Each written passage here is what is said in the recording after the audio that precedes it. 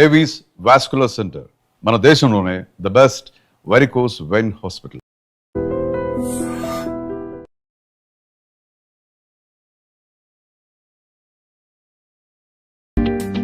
నమస్కారం, welcome to I dream. ధర్మ మార్గం విత్ విజిత కార్యక్రమానికి స్వాగతం.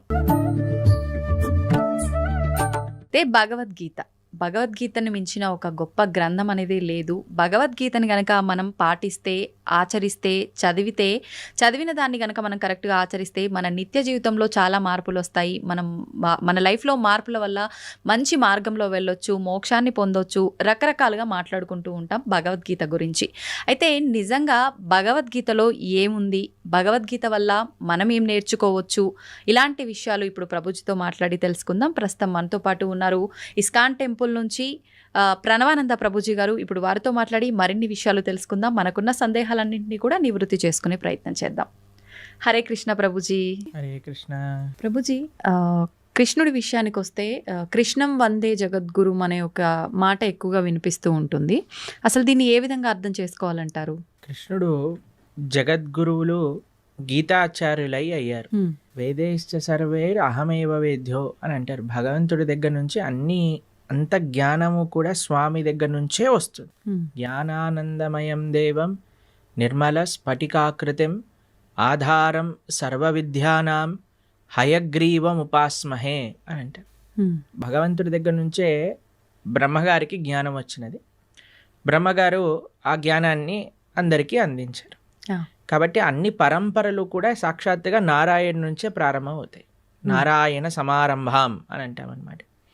కాబట్టి మనకి 5000 సంవత్సరాల క్రితం ఎప్పుడైతే కురుక్షేత్ర యుద్ధం జరిగింది, ధర్మక్షేత్రే కురుక్షేత్రే సమవేతాయుత్సవ మామక పాండవాశ్చైవ కిమకర్వత సంజయ.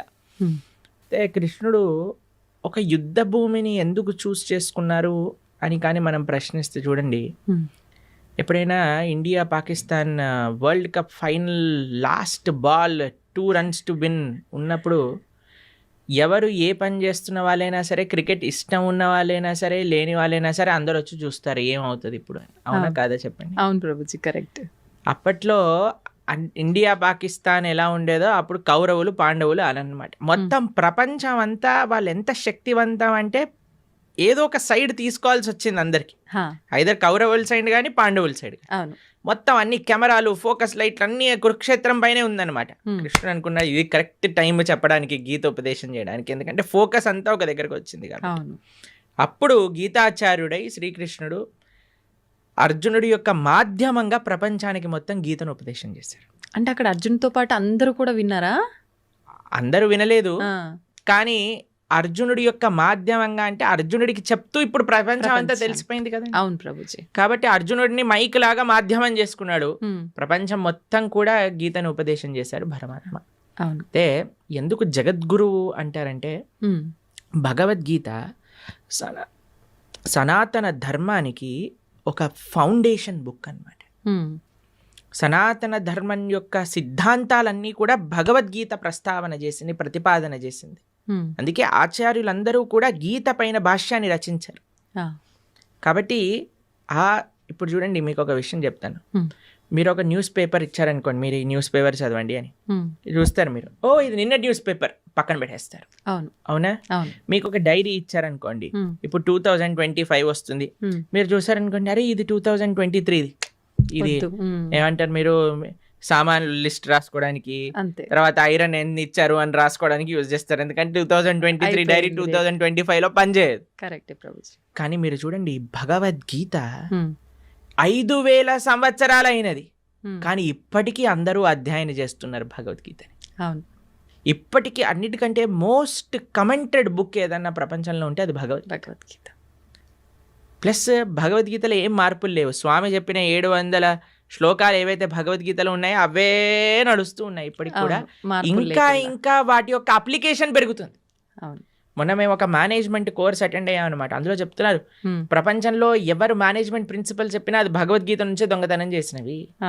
వాళ్ళు తీసుకెళ్ళిపోతారు, దాన్ని ఒక వెస్టర్నైజ్డ్ పబ్లిసిటీ చేసి మనకు అమ్మేస్తూ ఉంటారు. మనమేమో చాలా అమాయకులుగా ఎంత బాగా చెప్పారు అని. అవన్నీ గీతలో ఉన్నాయి. కాబట్టి గీతాచార్యుడిగా ప్రపంచంలో ఎవరైనా సరే గీత పట్టుకొని చదివితే వారి యొక్క మనసు మార్పు చెంది వారి యొక్క జీవితం మార్పు చెందే ఒక జ్ఞానాన్ని కృష్ణుడు ఇచ్చాడు కాబట్టి ఆయన జగద్గురువు అయ్యారు, మొట్టమొదటి జగద్గురువు అయ్యారు. కాబట్టి అందరి గురువులకి ఆయనే గురువు. ఎందుకంటే ఆయన ఉపదేశం చేసిన తత్వములే మనందరం మాట్లాడుకుంటాం కాబట్టి. అది నారాయణుడిగా ఆయన జ్ఞానాన్ని ఇచ్చిన, కృష్ణుడిగా ఆయన జ్ఞానాన్ని ఇచ్చిన, వ్యాసుడిగా ఆయన జ్ఞానాన్ని ఇచ్చిన, హయగ్రీవుడిగా ఆయన జ్ఞానాన్ని ఇచ్చిన, హంసావతారంగా జ్ఞానాన్ని ఇచ్చిన, కపిలుడిగా జ్ఞానాన్ని ఇచ్చిన, అన్ని అవతారాలు జ్ఞానాన్ని పంచడానికి కోసమే వచ్చాయి. కాబట్టి ఆయన జ్ఞాన నిధి. అందులో భగవంతుడికి షడైశ్వర్య సంపూర్ణుడు అంటాడు. భగవాన్ అనే వాటికి నిర్వచనంగా పరాశర మహర్షి విష్ణు పురాణంలో షడ్ ఐశ్వర్యములు పరిపూర్ణంగా కలిగినవారు అని చెప్తారు. అందులో ఒక ఐశ్వర్యం సకల జ్ఞానము కలిగినవాడు ఆయన. కాబట్టి ఆయనకి తెలియనదంటూ ఏముండదు. ఆయన ఇచ్చేదే మనకి ధర్మము అని అంట. అందుకే మన శాస్త్రములు ధర్మస్తు సాక్షాత్ భగవత్ ప్రణీతం. భగవంతుడు చెప్పినదే ధర్మము, భగవంతుడు చెప్పిందే గీత. ఆ గీత ఎక్కడ ప్రపంచంలో ఎవరు అధ్యయనం చేసి పాలించినా సరే వాళ్ళు సుఖ సంతోషాలతో ఉంటారు. కృష్ణుడు గీతాచార్యుడై జగద్గురువులై వసుదే వసుతం దేవం కంస చానూర మర్దనం దేవకీ పరమానందం కృష్ణం వందే జగద్గురు. అటువంటి గీతా జయంతి మహోత్సవాన్ని కూడా మనం ఇటీవల చేసుకున్న ఈ నెల రోజులన్నీ మార్గశీర్ష మాసం అంతా చాలా ముఖ్యమైనది. ఎందుకో తెలుసా అండి, కృష్ణుడు గీతలో చెప్పారు ఒక విషయాన్ని, మాసానాం మార్గశీర్షోహం అని అన్నారనమాట కృష్ణుడు. కాబట్టి ఈ మార్గశీర్ష మాసం అంతా కూడా గీతను అధ్యయనం చేయటం, గీతని వినటం. మన ప్రణవానంద దాస్ అనే ఛానల్ ఉంటుంది యూట్యూబ్లో, అందులో మనకి ప్లేలిస్ట్లో ఒకసారి మనం 18 అధ్యాయాలకి 18 గంటలు మనం ప్రవచనం అని చెప్పామన్నమాట. అది వినడానికి ప్రయత్నం చేస్తే మనకి గీత ఏం చెప్పాలనుకుంటుంది అనే విషయాలు మొత్తం కూడా మనకు అర్థం అవుతాయి. అలా గీతని వినటం, గీతని చదవటం, గీతని 10 మందికి ఇవ్వటం ఈ మార్గశీర్ష మాసంలో చాలా ముఖ్యమైన విధానం అన్నమాట. ప్రభుజీ, గీతా జయంతి అన్నారు కదా, గీతా జయంతి అంటే ఆ రోజు రచించడం జరిగిందా, చెప్పడం జరిగిందా, ఎందుకు అది గీతా జయంతిగా చెప్పబడింది? మీరు ఎప్పుడైనా పుట్టినరోజు, ఒక పుస్తకం పుట్టినరోజు చూసారా అండి? కేవలం ఒకటే పుస్తకం పుట్టినరోజు ఈ ప్రపంచంలో ఉంటుంది, అది గీతా జయంతి. అంటే పుట్టినరోజు చేస్తున్నామంటే ఆ పుస్తకం ఎంత గొప్పదో అర్థం చేసుకోండి. అయితే గీతా జయంతి యొక్క విశేషత ఏంటి అని అంటే, గీత ఆ రోజు శ్రీకృష్ణుడు ఉపదేశం చేశారు అని ఒక విషయం చెప్తారు. ఓకే. లేదు అమావాస్య రోజు ఉపదేశం చేశారు, సంజయుడు దాన్ని ప్రతిపాదన చేశారు ధృతరాష్ట్రుడికి, అది ఏకాదశి రోజు అని కూడా విషయం చెప్తారు. కానీ గీత ప్రకాశితమైన రోజు ఇది మనం తెలుసుకోవాలి. అర్జునుడికి కృష్ణుడు ఉపదేశం చేసిన రోజు గీతా జయంతి. అసలు రచించింది ఎవరు ప్రభుజీ గీతని? కృష్ణుడు చెప్పాడు, వ్యాసుడు రచించాడు. అంటే విన్నది అర్జునుడు కదా, మళ్ళీ అంటే వ్యాస భగవానుడికి ఇప్పుడు వ్యాస భగవానుడి యొక్క శిష్యుడు సంజయుడు. సంజయుడికి ఒక వరం ఇస్తాడనమాట వేదవ్యాసుడు. నువ్వు ఎక్కడున్న విషయమైనా సరే నీకు కనిపిస్తుంది, నీకు అది అర్థమవుతుంది అని. ఎందుకంటే ధృతరాష్ట్రుడికి చెప్పాలి, మామక పాండవైశ్చైవ కిమ కుర్వత సంజయ్, ఏం చేస్తున్నారు వాళ్ళు అని సంజయుడిని అడిగాడు. సంజయుడు ఆ దివ్య దృష్టితో చూశాడు. కృష్ణుడు అర్జునుడికి చెప్పిన విషయాలన్నీ కూడా సంజయుడు ధారణ చేసి ధృతరాష్ట్రుడికి చెప్పాడు. సంజయుడు మాధ్యమంగా వేదవ్యాసుడికి తెలిసి వేదవ్యాసుడు కూడా రచించాడు. కాబట్టి మహాభారతము వేదవ్యాస లిఖితం. అందులో కృష్ణుడు ఉపదేశం చేసిన భగవద్గీత మధ్యలో పొందపరుచుంది అనమాట. కాబట్టి భగవద్గీత అటు శృతి ఇటు స్మృతి, అపౌరుషేయము లిఖించబడినది, రెండు కూడా విశేషమైన లక్షణం భగవద్గీతకి. అయితే ఇప్పుడు మనందరం చూస్తున్నది తెలుగులో మనకు కనిపిస్తుంది గీత అని అంటే, ముందుగా రచించింది సంస్కృతంలోనేనా ప్రభుజీ? సంస్కృతంలో ఉన్నప్పుడు అంటే ఎవరంటే వాళ్ళు చదవడానికి అంటే బ్రహ్మాండంగా గీతని ఎవరైనా చదువుకోవచ్చు. చిన్నపిల్లలు, స్త్రీలు, వృద్ధులు, పురుషులు ఎవరైనా సరే గీత అధ్యయనం చేసుకోవచ్చు, బ్రహ్మాండంగా చదువుకోవచ్చు. ఇలా ప్రభుపాదుల వారి దయ వల్ల ఆయన ఏం చేశారంటే గీత యొక్క యాక్సెసిబిలిటీ ఎలా పెంచారు అని అంటే, ఏ లాంగ్వేజ్ సుమారుగా 70 కంటే ఎక్కువ లాంగ్వేజెస్లో శ్రీల ప్రభుపాదుల వారి యొక్క భగవద్గీత ట్రాన్స్లేట్ చేయబడింది. మీకు ఒక విషయం చెప్తాను, లాస్ట్ 50 yearsలో 55 కోట్ల గీత పుస్తకాలు వితరణ చేసింది ఇస్కాన్. 55 కోట్ల పుస్తకములు వితరణ చేశారు ప్రపంచ వ్యాప్తంగా. అది గొప్ప విషయం అన్నమాట. కాబట్టి అలా మనం ఈ గీతా వితర అనేది చాలా ముఖ్యమైన సేవ. కాబట్టి మీరు ఏ లాంగ్వేజ్లో శ్రీల ప్రభుపాదుల భగవద్గీత యథాతథం అని మీరు టైప్ చేశారనుకోండి, మీకు ఈజీగా లభించేస్తుంది. దాన్ని చక్కగా మనం చదువుకోవటమే. అది తెలుగులో అంటే తెలుగులో, ఇంగ్లీష్లో అంటే ఇంగ్లీష్లో, హిందీలో అంటే హిందీలో, అన్నిట్లో ఉంది. ఇప్పుడు గీతని అంటే దానం చేయొచ్చా ప్రభుజీ? ఎవరికి దానం చేయొచ్చు అంటారు ఒకవేళ అంటే దానం మన ఇంట్లో ఉండే పుస్తకాన్ని దానం చేసేయకూడదు. మన ఇంట్లో ఉండే పుస్తకాన్ని మనం చదువుకుంటూ ఇంకో పుస్తకాన్ని తీసి దానం చేయొచ్చు. ఇప్పుడు చూడండి, అందరికీ ఒక క్రేజ్ పెరిగిపోయింది ఈ మధ్యలో, రిటర్న్ గిఫ్ట్స్ అని. సరే, మీరు ఏ చిన్న ఫంక్షన్ చేసినా సరే రిటర్న్ గిఫ్ట్ ఇవ్వాలి. ఇప్పుడు వచ్చే గిఫ్ట్ కంటే వెళ్ళే గిఫ్ట్ ఇంకా ఈ ప్రెస్టీజియస్ గా ఉండాలి అని ఆలోచిస్తూ ఉంటారు. పెళ్లిల్లో ఉండే వాళ్ళందరూ ఆలోచిస్తుంటారు ఏమి ఇవ్వాలి, ఏం చేయాలని. మీరు ఏ వస్తువు ఇచ్చినా సరే, ఇదేంటి, ఇది అందరు ఇస్తున్నారు, ఇదెందుకు, దీనికంటే ఎక్కువ తీయచ్చు కదా, అన్ని కంప్లైంట్స్ వస్తూ ఉంటాయి. ఎవరు సాటిస్ఫై చేయలేం. నా పర్సనల్ సజెషన్ ఏంటి అంటే, సనాతన ధర్మంలో ఉండే వాళ్ళు ఎవరైతే వివాహం చేసుకుంటారో రిటర్న్ గిఫ్ట్గా అందరికి ఒక గీతా పుస్తకాన్ని ఇవ్వండి. మంచి సలహా ప్రభుజీ. ఏదో ఒక ఆధ్యాత్మిక పుస్తకాన్ని ఇవ్వండి. దాన్ని ఏదో వంగబెట్టలేడు కదా, పెట్టలేరు, ప్రసాదంగా తీసుకుంటాడు కదా. చదివితే వాడు బాగుపడతాడు, మీకు ఆ పుణ్యం వస్తుంది. ఇప్పుడు చూడండి ఎన్ని మంచి విషయాలు ఉన్నాయో. ఒక వివాహంలో ఎంత కోట్లు ఖర్చు పెట్టేస్తున్నారండి. ఇప్పుడు మీరు చూసే ఉంటారు కదా. అసలు వివాహం పైన కాదు, వెనకాల ముందుండే తోకల పైన. అసలు వివాహం 10 నిమిషాలు అయిపోవాలి, మిగతావన్నీ రోజులు చేసేస్తున్నారు. సరే చేసుకొని ఇవ్వండి, కానీ కనీసం పెళ్లి రోజే ఇదైనా చేయండి. కనీసం సనాతన ధర్మ ప్రచారం అవుతుంది, మీకు పుణ్యం వస్తుంది, తీసుకున్న వాడికి ఒక ఆపర్చునిటీ దొరుకుతుంది గీతను చదువుకోవడానికి. కాబట్టి ఎంతమంది అయితే వివాహాలు చేసుకుంటున్నారో మీరు, కానీ ఈ వీడియో మీ దగ్గరకు వస్తే మీకు కృష్ణుడు ఒక అవకాశాన్ని ఇస్తున్నారు గీత పంచడానికి అని అనుకోండి. మాకు ఎంతో మంది తెలుసండి, చాలా మంది పెద్ద ఆఫీస్ ఫంక్షన్స్ జరిగినప్పుడు, ఏదైనా జరిగినప్పుడు, మొన్నే మేము ఆదిలాబాద్లో ఉన్నప్పుడు ఒక ఆయన 108 భగవద్గీత పుస్తకాలు తీసుకెళ్ళి వాళ్ళ ఇంట్లో జరిగే ఉత్సవంలో అందరికి ఇవ్వాలి అని తీసుకెళ్ళారనమాట.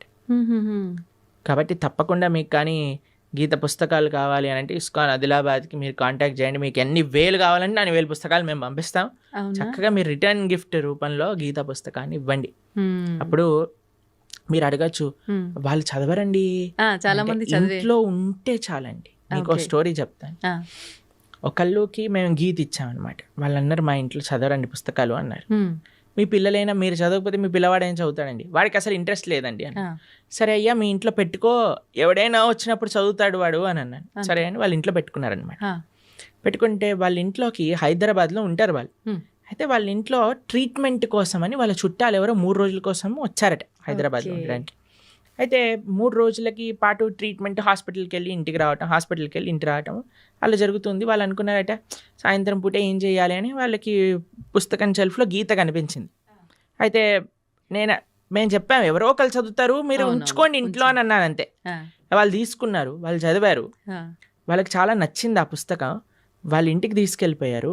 వాళ్ళు ఉండేది ఎక్కడో మహబూబ్ నగర్ ప్రాంతంలోనే ఎక్కడో. వాళ్ళు గీత చదివి వాళ్ళు భక్తులు అయిపోయారు. మేము ఒక కార్యక్రమానికి వెళ్ళినప్పుడు వాళ్ళు మాకు ఈ విషయం చెప్పారు, ప్రభుజీ మీరు ఒకళ్ళ గీత ఇస్తే వాళ్ళ ఇంట్లో ఉన్న గీత మేము చదివితే మేము భక్తులం అయిపోయాం. ఎవరికొకరికి ఉపయోగపడింది. ఎవరికొకరికి ఇప్పుడు బాంబు పెట్టారనుకోండి, ఎక్కడో ఒక చోట పేలుతుంది కదండి. అలానే గీత కూడా అంతే, మన దగ్గర ఉండాలంతే. మీరు చదవకపోతే మీ పిల్లలు చదవకపోతే మనవాళ్ళు మనవరాళ్ళు ఎవరో ఒకరు చదువుతారు. గీత ఉన్న దగ్గర తరించకపోవటము అంటూ ప్రశ్నే లేదు. గీత ముట్టుకున్నవాడు, చూసినవాడు, దర్శించుకున్నవాడు, ఒక పేజ్ చదివినవాడు, ఒక అక్షరం చదివినవాడు అందరూ తరిస్తారు, దాంట్లో ఎటువంటి డౌటే లేదు.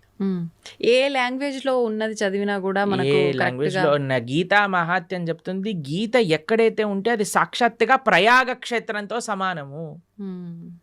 కాబట్టి మన ఇంట్లో మనకి చాలా ముఖ్యం అండి. మనకి మీకు సాంప్రదాయంలో చూస్తే మనం మంగళం అని మంగళహారతి భగవంతుడికి సమర్పణ చేస్తాం. అందులో శాస్త్రాలకు కూడా మనం మంగళహారతి సమర్పణ చేస్తాం అన్నమాట. ఏవైతే వైదికమైన గంధములు మన ఇంట్లో ఉంటాయి. కాబట్టి ప్రతి ఒక్కళ్ళింట్లో గీత, భాగవత, రామాయణాదులు ఉండవలసినదే.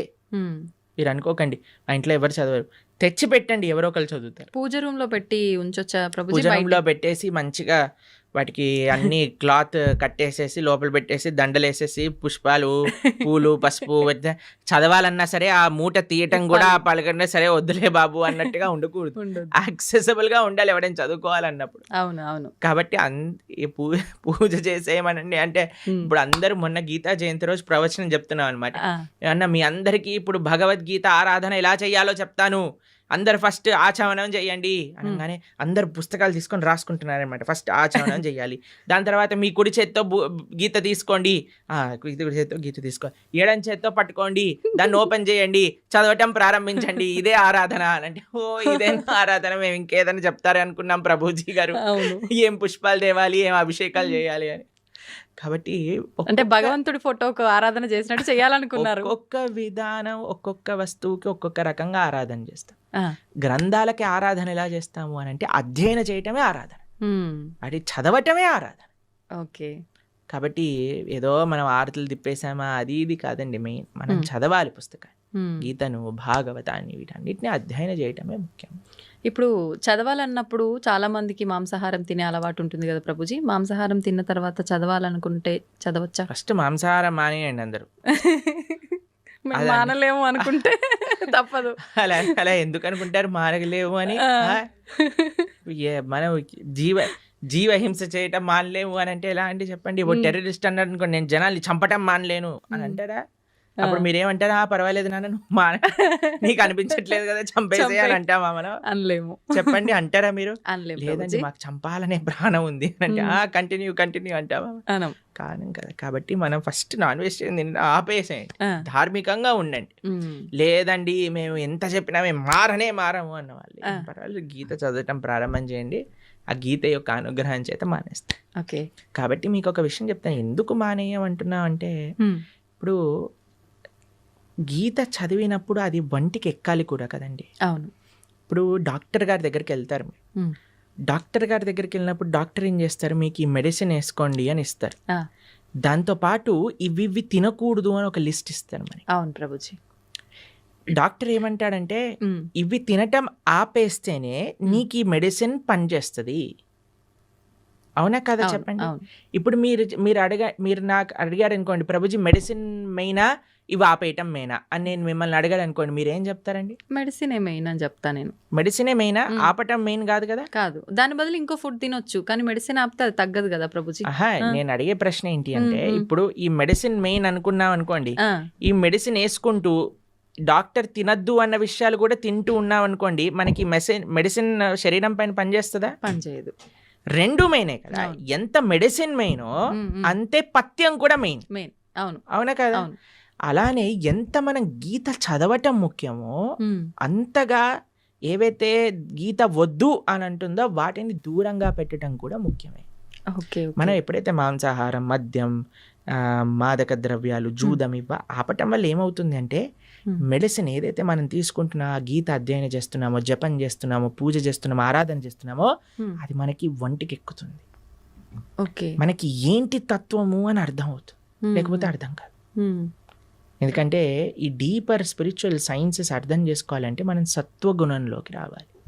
సత్వగుణం అంటే ఎటువంటి జీవహింస, ప్రాణిహింస, స్వయం హింస. ఇప్పుడు చూడండి, మాంసాహారం తినడం అంటే వేరే వాడిని హింసించడం. మాదక ద్రవ్యాలు, సిగరెట్, మందు, ఇప్పుడు చూడండి, ఇది శాస్త్రం వరకు చెప్పాల్సిన అవసరం లేదండి, సిగరెట్ డబ్బా పైనే చూపిస్తుంది స్మోకింగ్ కాజెస్ క్యాన్సర్ అని. మీరు సినిమాలలో ఒక చిన్న మందు బాటిల్ చూపించారంటే పక్కన smoking and drinking is dangerous to health అని అంటారు. అవును ప్రభుజీ. ఒకటి, మీరు వేరే వాళ్ళనైనా హింసిస్తున్నారు, మీ శరీరాన్ని మీరు స్వయంగానే హింస పెట్టుకుంటున్నారు. ఎక్కడైతే హింస ఉన్నదో అక్కడ ధర్మం ఉండలేదు. మొన్న మేము ఒక విషయంలో చెప్తున్నాం అనమాట, హిందూ అంటే అర్థమే హింసకి ఎంతో దూరంగా ఉండేవాడే హిందువు. అది హిందూ యొక్క అర్థం. కాబట్టి మాంసాహారం తిని గీత చదవచ్చా అని అంటే ఫస్ట్ మాంసాహారం మంజేయండి. ఇప్పుడు ధనుర్మాసం వస్తుంది, తర్వాత కొత్త సంవత్సరం వస్తుంది, ఒక సంకల్పం తీసుకోండి.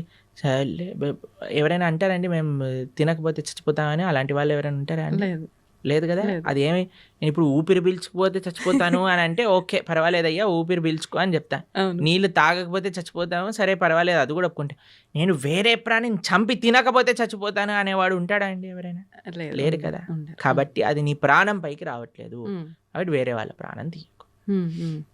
కాబట్టి మనం ఒక సంకల్పం తీసుకుందాం, మంచిగా ధార్మికంగా ఉండడానికి ప్రయత్నం చేద్దాం.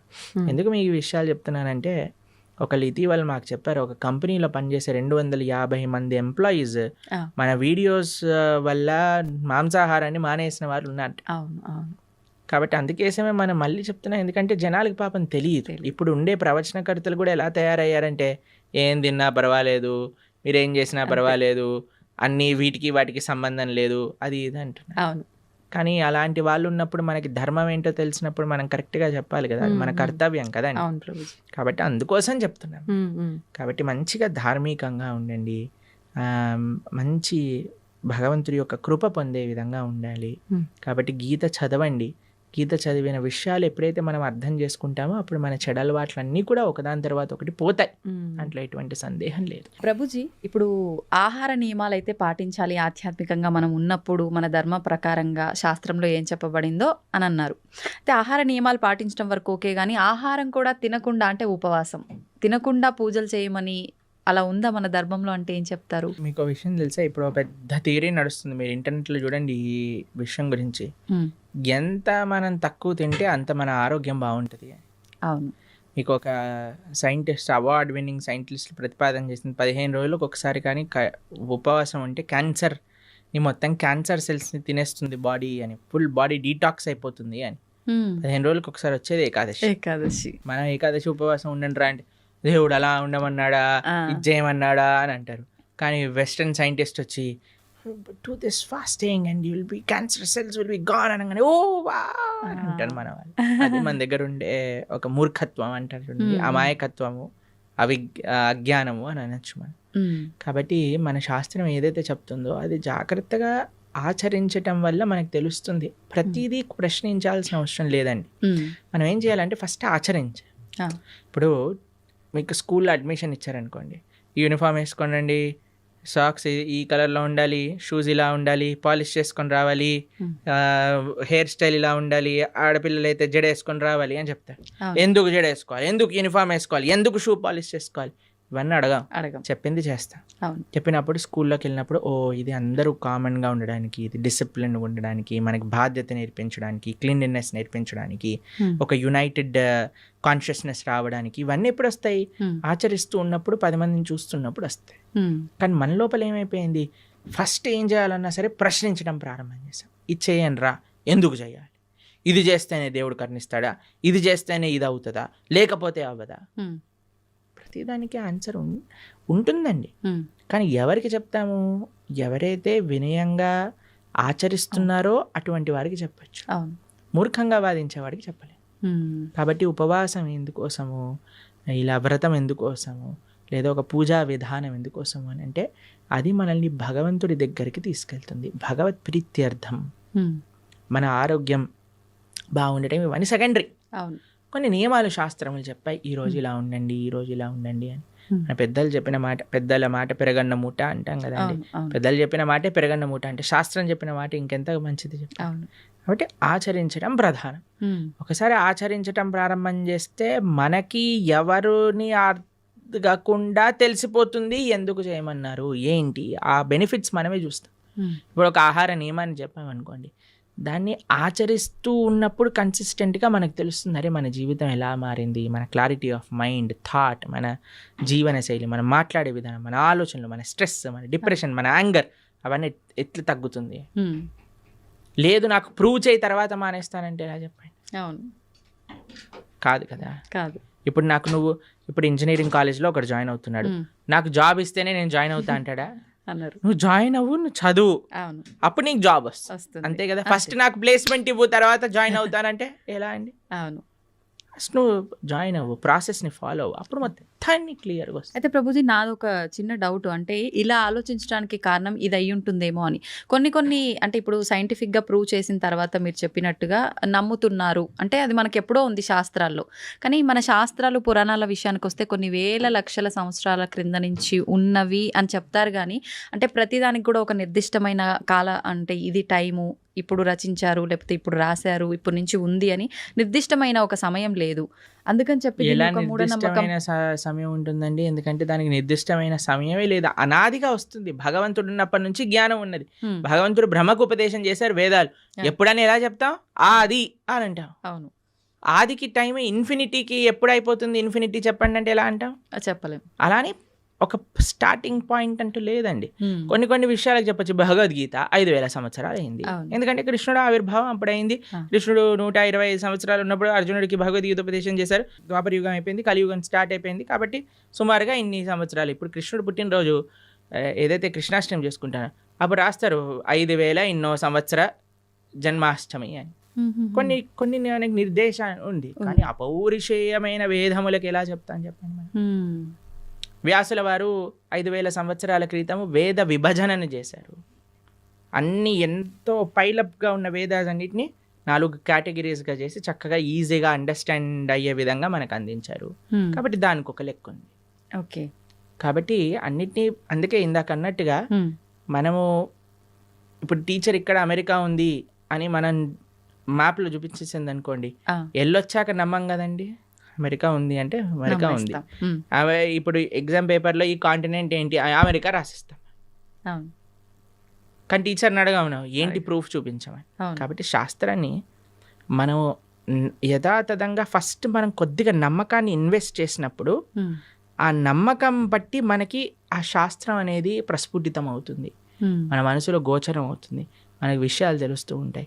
దానికి భాగవతోత్తముల యొక్క సాంగత్యం, సద్వైష్ణవ ఆచార్యుల యొక్క సాంగత్యం, గురువుల యొక్క సాంగత్యం, పరంపరాగతమైన గురు పరంపర యొక్క సాంగత్యం ఎప్పుడైతే దొరుకుతుందో అప్పుడు మన మిగతా విషయాలన్నీ కూడా మనకు తెలుస్తాయి. ప్రభుజీ, గీతని ఉపనిషత్తు అని అంటుంటారు. ఎందుకని ఉపనిషత్తు అంటారు? ఉపనిషత్తులో ఉండే జ్ఞానం అంతా కూడా గీతలో ఉన్నది. ఇప్పుడు చూడండి, మీరు పాలు తీసుకున్నారనుకోండి, ఓ 10 లీటర్ల పాలు తీసుకున్నారు, దాన్ని బాగా మీరు వేడి చేస్తూ ఉన్నారనుకోండి, కొద్దిసేపు అయ్యాక ఎర్రగా మారుతాయి. దాని తర్వాత ఇంకా చాలా కండెన్స్ అయిపోతుంది, దాన్ని రబడీ అంటారు. తెలుసా? మీరు రబడీ తిన్నారా ఎప్పుడైనా? రబడీ చాలా కండెన్స్ అయిపోయింది అనుకోండి, ఖోవా అయిపోతుంది. ఖోవాతో బిల్లలు చేశారనుకోండి, చాలా అద్భుతంగా ఉంటుంది. ఖోవా బిల్లలు తిన్నారా? తిన్నాను. చూడండి, ఇంత పాలు కండెన్స్ అయ్యి రబడీ కండెన్స్ అయితే కోవా బిల్లలు అయ్యాను అనుకోండి, ఎంత స్వీట్గా ఉంటుంది. అలా శాస్త్రములు ఎన్నో ఉన్నాయి. వాటి యొక్క సారాంశం ఉపనిషత్తులు, ఉపనిషత్తుల యొక్క సారాంశం గీత. సర్వోపనిషదో గావో దోగ్ధా గోపాలనందన.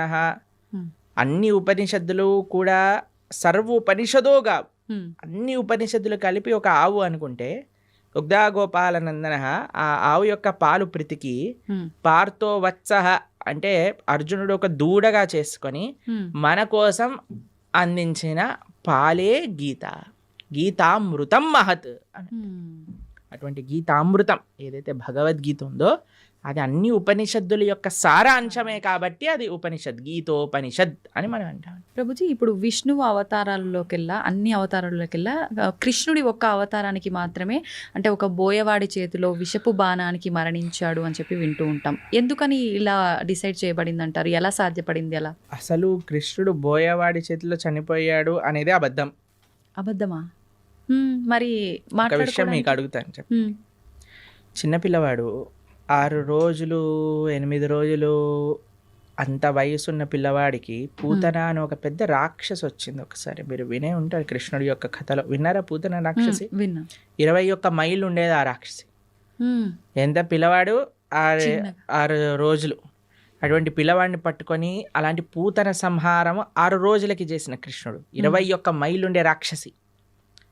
తృణావర్త, శకటాసుర, కేశి, అరుష్టాసుర, ప్రలంబాసుర, వత్సాసుర, ధేనుకాసుర, ఇలాంటి అసురులందరినీ, అఘాసుర, వ్యోమాసుర, ఇటువంటి అసురులందరినీ చిన్న వయసులో, చిన్న పిల్లవాడు ఇలా బొమ్మలతో ఆడినట్టుగా, చిన్నపిల్లలు యానిమల్ బొమ్మలను ఆడతారు చూడండి, అవి చిన్న పిల్లవాడు తీసుకొని ఇలా పడేశాడు అనుకోండి, ఆ డైనోసారస్ వెళ్ళి అలా గోడకి ఎత్తుకుంటుంది. అలా చిన్నపిల్లలు, ఇంత దేవతలందరూ, బ్రహ్మాది దేవతలందరూ వణికిపోయి అసురులందరూ చిన్నపిల్లవాడిగా కృష్ణుడు సంహరించేశాడు. కాళీయ అనే విషపూరితమైన సర్పం పైన నృత్యం చేసి కాళీయుడిని తరింపజేశాడు ఆయన. కస్యానుభావో నదేవ విద్మహే తవాంగ్రిరేణు స్పర్శాధికార. కాళీయుడిని అనుగ్రహించిన కృష్ణుడు ఒకసారి మొత్తం కారు చిచ్చు, మొత్తం అరణ్యంలో అంతా మంట పెట్టుకుంటే అనేసరికి మొత్తం మంటంతా ఆయన లోపలికి వెళ్ళిపోయింది. గోవర్ధనగిరి 21 మైళ్ళు ఇప్పుడు మనం చూస్తున్నాం. బృందావనంలో ఆనాటికి ఎంతో ఉండేది. గోవర్ధనుడికి ఒక శాపం ఉంది, రోజు ఆవగిందంతా తక్కువ అయిపోతావు అని. అందుకోసం ఇప్పుడు చూస్తే కృషించిపోయింది. కానీ కృష్ణుడు ఉన్నప్పుడు ఇంకా మహిమాన్వితంగా ఉండేది. అటువంటి పర్వతాన్ని 7 రోజులు 7 రాత్రులు చిటికని వేలిపైన ఎడమ చేతి చిటికని వేలిపైన పట్టుకున్న కృష్ణుడు ప్రవాసన అనే ఒక పర్వతం ఉండేదండి. ఒక పెద్ద మౌంటైన్ పై నుంచి లాంగ్ జంప్ చేస్తాడు ఆయన. లాంగ్ జంప్ చేసినప్పుడు సేఫ్ ల్యాండింగ్ అవుతుంది ఆయనకి. మీకు ఇంకో విషయం చెప్తాను, యమలోకానికి వెళ్ళి వాళ్ళ గురువు గారి యొక్క శిష్యుని పట్టుకొని వస్తాడు కృష్ణుడు. అటువంటి శిష్యుడికి ఎప్పుడైతే కృష్ణుడు వెళ్ళి యమలోకంలో శంఖం పూరించాడో యమధర్మరాజు పరిగెత్తుకుంటూ వచ్చి అయ్యా నీకేం కావాలో చెప్పు అనగానే మా గురువు గారి శిష్యుని వదిలేసి అనగానే తీసుకొచ్చి అయ్యా తీసుకోండి, నువ్వే ప్రపంచానికి సొత్తు, నువ్వేం కావాలన్నా ఇస్తాను అని యమధర్మరాజు ఇచ్చేసి. అటువంటి కృష్ణుడికి ఒక బోయవాడు బాణాన్ని పాదాలకు మీరు ఒకసారి ఆలోచన చేయండి. ఒక పాదానికి ఒక ఫీట్కి ఎవరికైనా బుల్లెట్ తగిలింది అనుకోండి, చనిపోతాడా? చనిపోరు. కాకపోతే కాలు మన సీరియళ్లలో పాయింట్ బ్లాక్ లో బుల్లెట్ పోయినా సరే వాడు నెక్స్ట్ మినిట్ వాళ్ళ భార్య ప్రార్థన చేయగానే లేచి నించుంటాడు. అలాంటిది పరమాత్మ భగవంతుడైన శ్రీకృష్ణ పరమాత్మ కాలికి ఒక బాణం తలిగితే చనిపోతారు అని అంటే ఎలా మనం నమ్మగలుగుతాం చెప్పండి? ఎటువంటి స్వామి. మీకు ఒక విషయం చెప్తాను, అందుకే శాస్త్రాన్ని చదవాలి. ఇన్స్టాగ్రామ్ రీళ్ళు అవి ఇవి చూడకూడదు. భాగవతం ఏం చెప్తుంది అంటే కృష్ణుడు అలా ఒక పెద్ద చెట్టు కింద శంఖచక్ర గదా పద్మములతో ఇలా విశ్రమించి ఉన్నాడు. దూరం నుంచి ఒక బోయవాడు చూశాడు కృష్ణుడిని. కృష్ణుడి యొక్క పాదము ఆయనకి ఒక జింక చెవిలా కనిపించింది అన్నమాట. అయితే దూరం నుంచి ఆయన బాణం వేశాడు. ఆ బాణం వచ్చి కృష్ణుడికి తలిగింది. తర్వాత ఆ బోయవాడు వచ్చాడు. ఇప్పుడు బాణం వేసాక చూస్తాడు కదండి, గురి తలిగిందా ప్రాణం చూసుకోవచ్చా అని కృష్ణుడి దగ్గరకు వస్తాడు. ఓ కృష్ణ పరమాత్మ సాక్షాత్తుగా కృష్ణుడు అని దర్శిస్తాడు. 3 ప్రదక్షిణలు చేస్తాడు కృష్ణుడికి.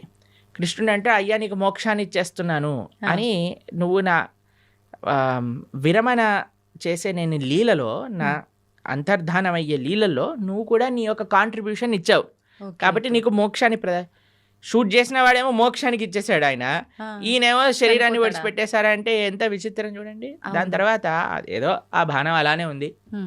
స్వామి అన్నీ తన ఇంకా అవతార పరిసమాప్తి చెయ్యాలి అని అనుకునే సమయంలో దేవతలందరూ, వారి కోసం కదండి కృష్ణుడు ఆవిర్భవించింది, అందరు దేవతలు వచ్చి పైనుంచి పుష్పవృష్టి కురిపిస్తున్నారనమాట. తండ్రి నా కోసం నువ్వు అవతరించావు, కృతజ్ఞతలు కృతజ్ఞతలు అని అందరూ కృష్ణుని స్తోత్రం చేస్తుంటే, కృష్ణో స్వదాగోపకతే ధర్మ జ్ఞానాభి సహ, కృష్ణుడు శరీరాన్ని వదిలేసి ఇక్కడ ఏదో తర్వాత ఆయన ఆత్మ పైకి వెళ్ళిపోయింది అలాంటిది ఏమి ఉండదండి. ఆయన స్వయంగా శరీరం పూర్తి శ్రీకృష్ణ పరమాత్మ, ఆయనకి ఆత్మ వేరు శరీరం వేరు కాదండి. కృష్ణుడు మనలాగా జీవుడు పంచభౌతికమైన దేహం కాదండి. జన్మ కర్మచ మే దివ్యం. ఆయన జన్మ దివ్యమే, ఆయన కర్మ దివ్యం, ఆయన శరీరం దివ్యం. ఆయన ఎలా అయితే ఆ చెట్టు కింద కూర్చున్నారో అలానే శరీరంగా ఆయన యొక్క ధామానికి చేరుకున్నారు కృష్ణ పరమాత్మ. ఎప్పుడు ఆయన అవతార పరిసమాప్తి చెయ్యాలి ఆయన ఆ సంకల్పం చేసేసుకున్నప్పుడు. కాబట్టి ఆ బోయవాడి చేతితో చనిపోయాడు అనేది పెద్ద అబద్ధం. ఇప్పుడు ఇక్కడ అంటే ఈయనకు మోక్షం కల్పించడం కోసమే ఆ బాణం తగలడమా ప్రభుజీ, లేదంటే రాముడు వాలిని చెట్టు చాటు చంపటము ఇదంతా? ఎందుకంటే వాలి చనిపోయే ముందు రాముడికి క్షమాపణ అడిగి అయ్యా నువ్వు చేసింది ధర్మమే అని వాళ్ళ కుమారుడిని రాముడికి సరెండర్ చేయించి వెళ్ళిపోతాడు. కాబట్టి భగవంతుడికి మనలాగా every action as equal and opposite reaction లాంటి స్వామి దగ్గర పనిచేయవండి. కానీ ప్రతి ఒక్కరు ఉండదు. అదే ఉదాహరణగా తీసుకుంటారు. మనకి మనం WhatsApp university, Instagram college, Facebook tuitions ఇవన్నీ తీసుకుంటాం కాబట్టి మనం ఇలా తయారయ్యాం. కానీ శాస్త్రంగా అర్థం చేసుకోవాలి మనం. కావున కృష్ణుడికి భగవంతుడికి పుట్టుక ఉండదు, భగవంతుడికి మరణం ఉండదు. ప్రభుజీ ఇప్పుడు మనకున్న 4 యుగాల్లో ప్రస్తుతం కలియుగంలో ఉన్నాము. అయితే కలి ప్రభావం వల్ల రకరకాల పాపాలు పెరిగిపోతున్నాయి, అది కలి ధర్మం అంటుంటారు. మరి ఈ కలియుగంలో మన అంటే తప్పు ఒప్పులని మన కర్మలని తప్పించుకునే శక్తి మనకు ఉందంటారా? కలో దోష నిదేరాజన్ అస్తి ఏకోన్ మహాన్ గుణాన్ కీర్తనాదేవ కృష్ణస్య ముక్త సంగపరం రజేత్ అని మన శాస్త్రం చెప్తుంది. కలియుగంలో మీరు చెప్పినట్టుగా దోషాల నిధి. ఇంకా మీకు విషయం చెప్పనండి, కలియుగం స్టార్టే అవ్వలేదు, ఇది ఇంకా కలి యుగ సంధి కాలము అని అంటారు. మొట్టమొదటి 5,000 సంవత్సరములు, హ్మ్. 5,000 సంవత్సరములు, 6,000 సంవత్సరాలు అలా చేంజ్ అన్నమాట. బ్రిడ్జ్ టైం ఇది. అంటే ఆహా. ద్వాపర యుగానికి కలియుగానికి బ్రిడ్జింగ్ టైం ఇది. మార్గం అనుకోవాలా అంటే ప్రభుజీ? పూర్తి కలియుగం ఆరంభం అవ్వలేదు ఇంకా. అవ్వలేదు. ఓకే. ఈ 5-10 ఇయర్స్, 5,000 ఇయర్స్ హ్మ్, హ్మ్. సంధి కాలము అని అంటారనమాట దాన్ని. మ్మ్. కాబట్టి ఇంకా కలియుగం ప్రారంభం అవ్వకముందే కలియుగం ఇలా అన్యాయం ఘోరం అంటున్నారు. ఇంకా కలియుగం ప్రారంభమయ్యాక ఇలా ఉంటుంది చెప్పండి. ఇంకా ఘోరాలు ఎక్కువ అప్పుడైతే ఇంకా మీరు భక్తి చేయాలన్నా, ధర్మం చేయాలన్నా మీకు ఎవడు ఐ డ్రీమ్స్ టీవీలో కృష్ణుడి గురించి మాట్లాడేవాడు ఉండడు. మొత్తం ఎంటర్టైన్మెంటే ఉంటుంది. ఓకే. కాబట్టి ఇప్పుడే మనకి వస్తుంది, కాబట్టి ఇప్పుడే మనం సీరియస్గా తీసుకొని ఇప్పుడే మనం జపం చేసుకోవటం, గీత చదువుకోవటం. ఎందుకంటే మళ్ళీ అనుకోవచ్చు మళ్ళీ వచ్చే జన్మలో చూద్దాం, వచ్చే జన్మలో నువ్వు చూడొచ్చు, కానీ నీకు చెప్పేవాడు ఎవడు ఉంటాడు కదా. అవును, అవును. కలియుగం ముందుకు వెళ్తూ ఉంటే ధర్మం మెల్లమెల్లగా తగ్గిపోతూ ఉంటుంది. మ్మ్. కాబట్టి ఆ ధర్మం మనకి ఈ మానవ జన్మ ఇప్పుడు వచ్చింది, ఇప్పుడు మనకి మంచి విషయాలు తెలుస్తున్నాయంటే ఈ క్షణం మనం మంచి మార్గంలోకి వెళ్ళవలసింది. మ్మ్. ప్రభుజీ, మీరు అసలు కలియుగం ప్రారంభమే అవ్వలేదు, ఇది సంధికాలం అంటున్నారు. కానీ ఈ మధ్య జరిగిన ప్రారంభమైనది కానీ పూర్తిగా కలి ప్రభావం లేదు ఇప్పుడు ఇంకా. Okay, okay. కానీ చాలా మంది అసలు కలియుగం యుగాంతమే జరగబోతోంది అని చెప్పి ఇప్పుడు వచ్చిన భూకంపాలు, ఈ ప్రళయాలను చూసి అంటున్నారు కదా. చాలా టైం ఉంది. మ్మ్. ఇప్పుడే లేదా? ఇంకా చాలా టైం ఉంది. ఇంకా 4 లక్షల పైన సంవత్సరాలు ఉంది కలియుగం అయిపోయేసరికి. దాంట్లో ఏమి ఇది లేదు. చాలా అన్యాయాలు పెరిగిపోతున్నాయి. ఇందాక మనం అన్నట్టుగా కలో దోష నిదే రాజన్, దోషములతో కూడుకున్నది కలియుగం. కానీ ఇందులో ఒక గొప్ప విషయం ఏంటి అంటే కీర్తనాదేవ కృష్ణస్య, భగవంతుడి యొక్క కీర్తన, భగవంతుడి యొక్క నామ జపం చేయటం చేత మనిషి తరించిపోతాడు. మిగతా యుగములలో తరించడం చాలా కష్టం. ఓకే. కలియుగంలో చాలా సులభం తరించడం. కేవలం భగవంతుడి యొక్క నామం హరే కృష్ణ కృష్ణ కృష్ణ హరే హరే, హరే రామ రామ రామ హరే హరే ఇతి షోడశాక్షర నామ్నాం కలికల్మషనాశనం నాతరపరతరోపాయ సర్వవేదేషు దృశ్యతి. హరిర్నామ హరిర్నామేవ కేవలం కలోర్నాస్తైవ నాస్తైవ గతిరన్యదా. ఇది శాస్త్రం చెప్పింది. ఈ కలియుగంలో తరించడానికి ఇంకొక మార్గం లేదు. హరినామమే మనకి శరణు.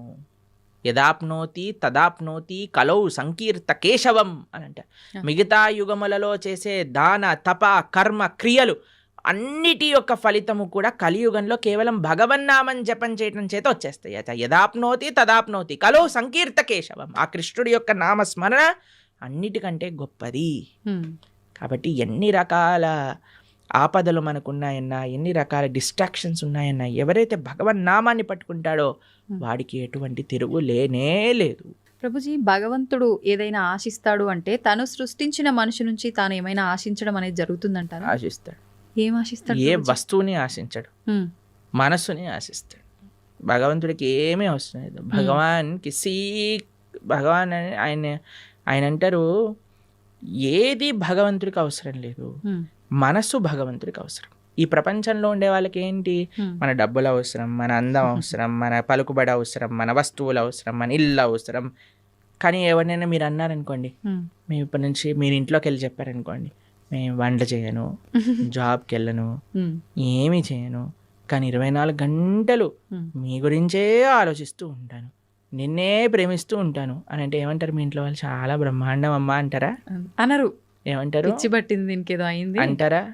మీరు భగవంతుడి దగ్గరికి వెళ్ళాలని అనుకోండి, అయ్యా నేను నీకేం పూజ పునస్కారం ఏం చేయలేను తండ్రి, కానీ 24 గంటలు నిన్ను మనసులో స్మరించగలుగుతా అంటే భగవంతుడు ఏమంటాడు? నువ్వే నాకు కావాలి అంటాడు. ఎందుకంటే ఈ ప్రపంచంలో ఉండే వాళ్ళందరికీ వస్తువులు అవసరం, భగవంతుడికి మనస్సు అవసరం. మనం ఏం చేస్తున్నా, మనస్సు కూడా ఈ ప్రపంచంలో ఉండే వాళ్ళకి ఇస్తున్నాం.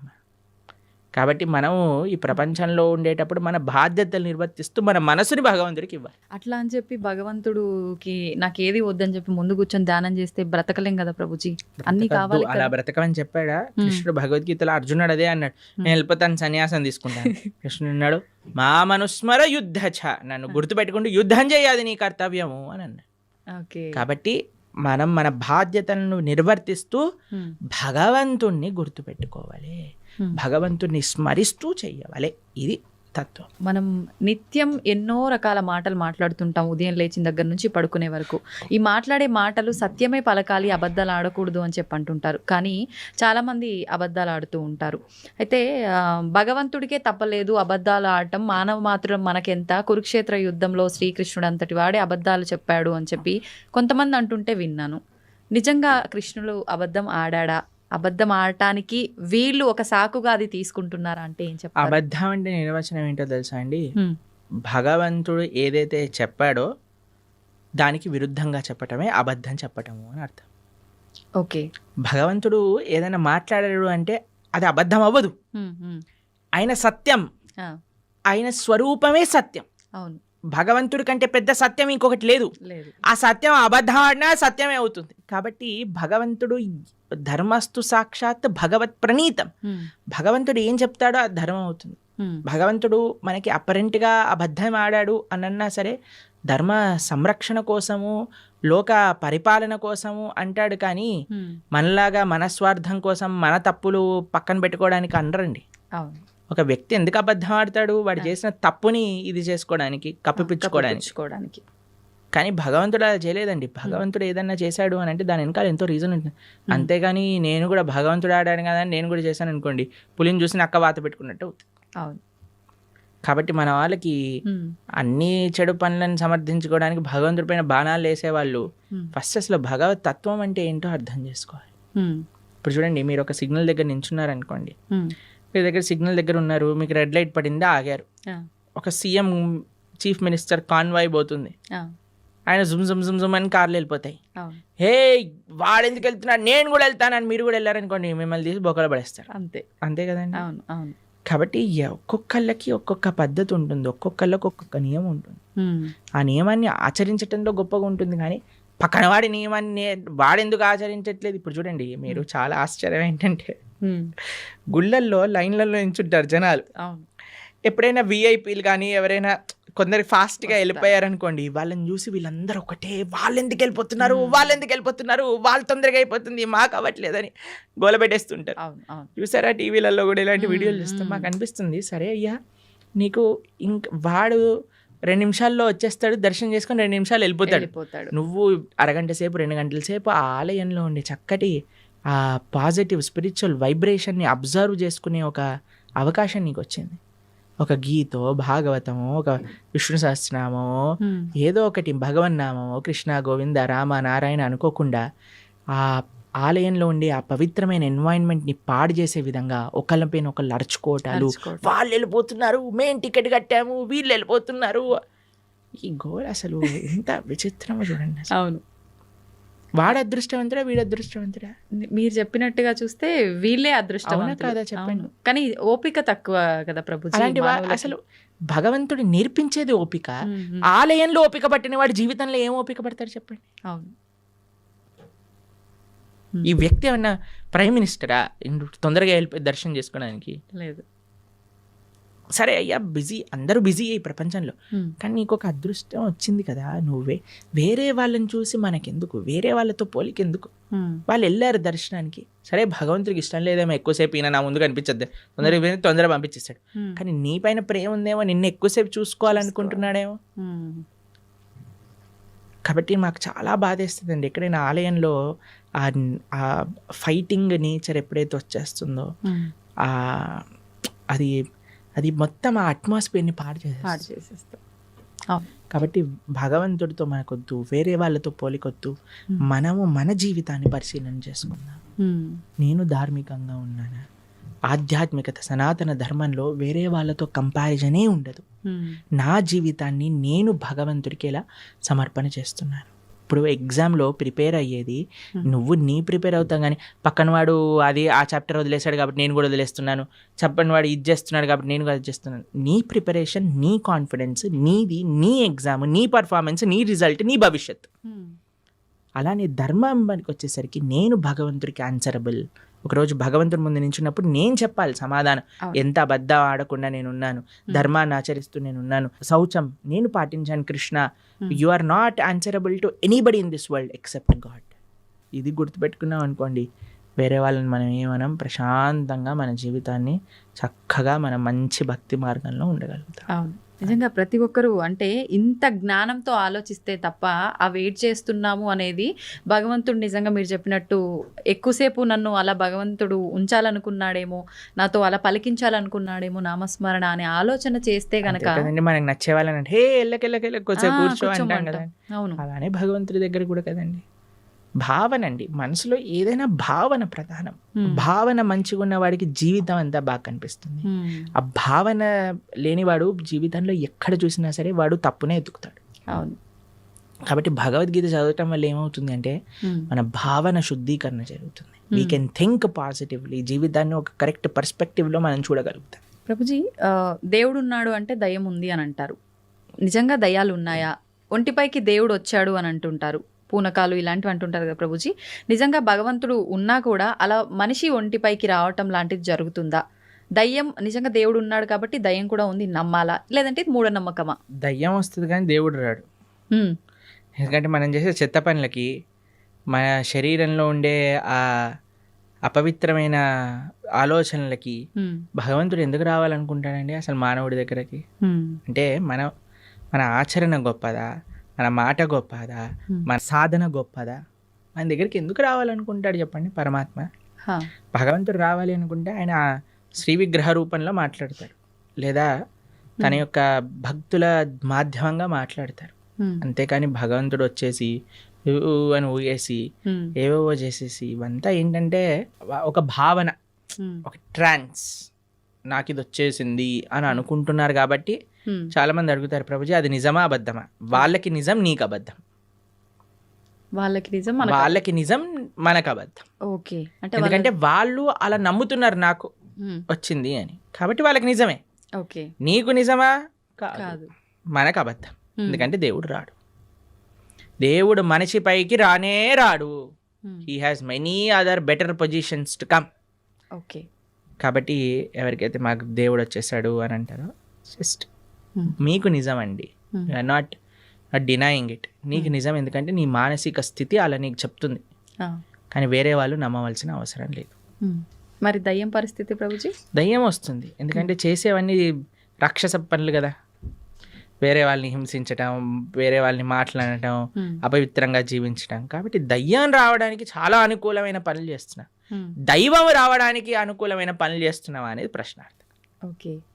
కాబట్టి దయ్యం ఎవరి దగ్గరకు వస్తుందండి? ఎవరైతే చాలా నెగిటివ్గా ఉంటారో, నెగిటివ్, డిప్రెస్డ్, ఆ కళ లేకుండా, ఎప్పుడైనా సరే అంటే ధార్మికంగా చూడండి, కొంతమందిని చూస్తే మనకి ఆ భగవత్ కళ అనేది ఉట్టిపట్టే విధంగా ఉంటుంది. వాళ్ళ యొక్క వేషభూషం కానీ, వాళ్ళ యొక్క సాధన కానీ, వాళ్ళ యొక్క వర్చస్సు కానీ, అలాంటి వాళ్ళ దగ్గరికి ఎప్పుడు నెగిటివ్ ఎనర్జీస్ రావు. కానీ ఎవరైతే ఎప్పుడు కూడా డిప్రెషన్లో ఉంటారో, గ్లూమీగా ఉంటారో, అని నెగిటివ్ ఆలోచిస్తుంటారో, వేరే వాళ్ళకి నెగిటివ్ చెయ్యాలి అని ఎవరైతే అనుకుంటారో వాళ్ళకి దగ్గర తప్పకుండా నెగిటివ్ ఎనర్జీస్ ఉంటాయి. ప్రభుజీ, ఇప్పుడు ఒంటిపైకి దేవుడు రావటం అయితే కాదు, అది వాళ్ళ వరకే నిజంగాని మనం నమ్మాల్సిన అవసరం లేదు. కానీ చాలా మంది ఇది పక్కన పెడితే దేవుడు మాకు కనిపిస్తాడు అని చెప్పి, మీకు కూడా చూపిస్తామని చెప్పి మధ్యకాలంలో అంటున్నారు. నిజంగా దేవుడు కనిపిస్తాడు? దేవుడితో ఫోన్ చేసి మాట్లాడించే వాళ్ళు కూడా ఉన్నారు. ఇంకా రాబోయే కాలంలో వచ్చేసారు ఆల్రెడీ. మన ధర్మంలో లేరు, పక్క ధర్మంలో ఉన్నారు. ఇంకా ఓకే, పక్క ధర్మం అంటూ పక్క మతాలలో ఉన్నారు. ఇంకా దేవుడు ఫోన్ నెంబర్లని. తర్వాత మీకు విషయం తెలుసా, స్వర్గంలో వాళ్ళకి ప్లాట్లు కూడా అమ్మే మతాలు కూడా ఉన్నాయి. ఇంకా అయ్యో, ఒక దేశంలో ఒక మతానికి చెందిన వాళ్ళు స్వర్గంలో నీకు ఇంత ప్లాట్, ఇంత డబ్బులు ఇచ్చి వాళ్ళ మత పెద్ద తీసుకొని వాళ్ళకి అమ్మిన వృత్తాంతాలు ఇప్పుడు జరుగుతున్నాయి. ఇంకా ఇంత పిచ్చోళ్ళ జనాలు. మీకు కనిపించట్లేదా ఆ పిచ్చితనం ఎలా ఉందో? మన కింద పడిపోగానే అందరూ డాన్స్ వేయటం, వాడేదో నీళ్ళు జలంగానే ఖర్చు లేయంగానే ఇట్లా చేస్తుంది. వాళ్ళకంటే ఇంకా పిచ్చి ఇంకేం ఎయిడ్స్ బాగా చేసేస్తా అంటాడు, క్యాన్సర్ బాగా చేస్తా అంటే, చచ్చిపోయిన వాడిని లేపేశాడు ఒకడు తెలుసా మీకు ఉత్తర భారతదేశంలో? అవునా ప్రభుజీ? డెత్ సర్టిఫికేట్ ఉన్న వాడిని లేపేశాడు దేవుడి పేరు మీద. అంటే మన దేవుడు కాదనుకోండి, ఎవరి గురించి మాట్లాడుతున్నా మీకు అర్థమైంది. అలాంటి వాళ్ళ వేలాది మంది వెళ్ళిపోయి హర్షేస్తూ, గోల పెట్టేస్తూ, కింద పడిపోయి అసలు నాకు ఇవి చాలా విచిత్రం అనిపిస్తుందండి. అంటే జనాలకు బుద్ధుంటే వెళ్తారా అసలు అలాంటి ప్రదేశాలకు? చెప్పండి ఒకసారి. ఇలాంటివి జరుగుతున్నా కూడా చాలా చోట్ల మత మార్పిడిలు జరుగుతున్నాయి కదా ప్రభుజీ, మరి దాని గురించి ఏమంటారు? మంచి పని అనిపిస్తుంది మాకు. ఇలాంటి వాళ్ళు బుద్ధి లేని వాళ్ళు వెళ్ళిపోతే మంచిదే కదండి. మూర్ఖులు ఉన్న వాళ్ళైనా అసలు మంచిగా ఉన్న వాళ్ళు కావాలి కదా మనకి. కాబట్టి ప్రలోభాలు ఎక్కువైపోయాయి మతం పైన. కాబట్టి ఆ ప్రలోభాలు తగ్గించుకోవాలి మనం. వేరే వాళ్ళు మన ధర్మం, అందుకే చెప్తున్నాను ఏంటంటే, ఎవరైతే శాస్త్రాధ్యయనం చేస్తారో, ఎవరైతే మంచిగా శాస్త్రాన్ని చదువుకొని వాటిని పాచరిస్తారో, వాళ్ళని ఎవ్వరూ ఏ ప్రలోభం పెట్టి మార్చలేరు. మూర్ఖపు ఆలోచనలతో ఉండి దుర్మార్గపు ఆలోచనలతో ఉన్న వాళ్ళు మాత్రమే ఇది మూఢనమ్మకం అని భావించి ఇంకో దాంట్లోకి వెళ్ళడానికి ప్రయత్నిస్తారు. సంతోషం ప్రభుజీ, చాలా మంచి విషయాలు చాలా అద్భుతంగా వివరించారు, అందరికీ అర్థమయ్యే విధంగా. ధన్యవాదాలు. హరే కృష్ణ.